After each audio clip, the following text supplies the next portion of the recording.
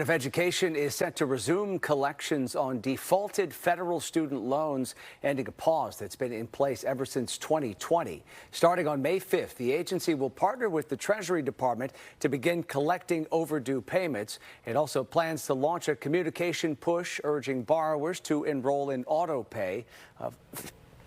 Beg your pardon. Officials say roughly 60% of borrowers are behind on their payments.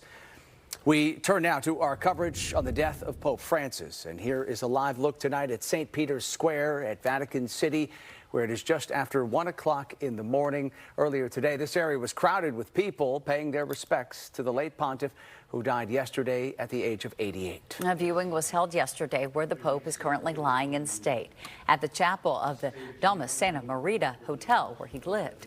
The ceremony was held for the Vatican Secretary of State and other high-level officials. Tomorrow, he's expected to be moved to St. Peter's Basilica, where he will lie in state for 3 days for the public to pay their respects. The Vatican today released new details on the funeral plans now underway and the conclave that will determine the next pope. Fox's Lauren Green has more now for us from Vatican City. The crowds are getting bigger in Vatican City as people pay their respects to Pope Francis, and preparations begin for the late pontiff's funeral. Francis will be laid to rest this Saturday in a more modest ceremony, reflecting the leadership style he carried as Pope.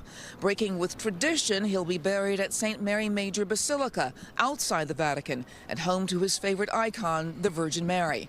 Many remembering him as a leader who sought to connect the church with regular people. I think it's a big loss for not just for the Vatican City, but for the entire world.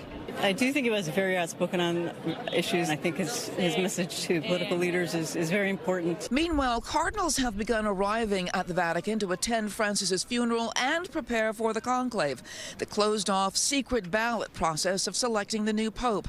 The Vatican says around 60 cardinals participated in the first meeting Tuesday. 135 are eligible to participate in the conclave, but only 120 will be selected to vote, and that selection process is secretive. The Pope's legacy will weigh heavily on their decision as they decide the best path forward for the church.